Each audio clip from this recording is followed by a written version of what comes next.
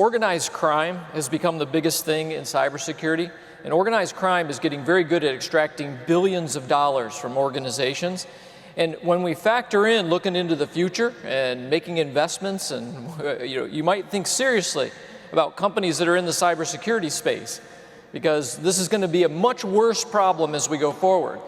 And ties, interestingly, to another thing we should talk about, which is maybe the hottest subject of the next big thing, which is the Internet of Things, or the Internet of Everything, which is the connection of all devices. And you think about the problems we're already starting to have with people hacking into cameras all over the world and being able to use those cameras to attack other companies. But when you create an electronic connection between all devices, that means anybody else can hack into a device and control it. And you may not think that's a big deal until you understand things like today when people put a pacemaker in your heart, the pacemaker is connected to the internet so that the doctor can monitor your heartbeat. It sounds fantastic, doesn't it?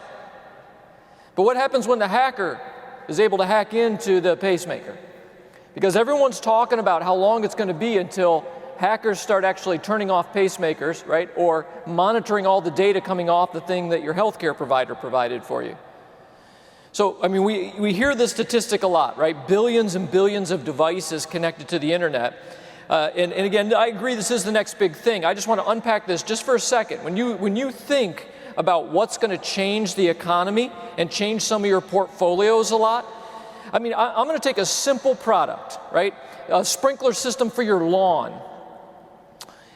Today, that sprinkler system's starting to get smarter, and it's going to go through 3 stages from a component level, right? The first thing we're going to see is your sprinkler is connected to your mobile app. So you can change the sprinkler from anywhere instead of just having to walk in the garage, right? It's connected. The second stage with your sprinkler system is it's smart.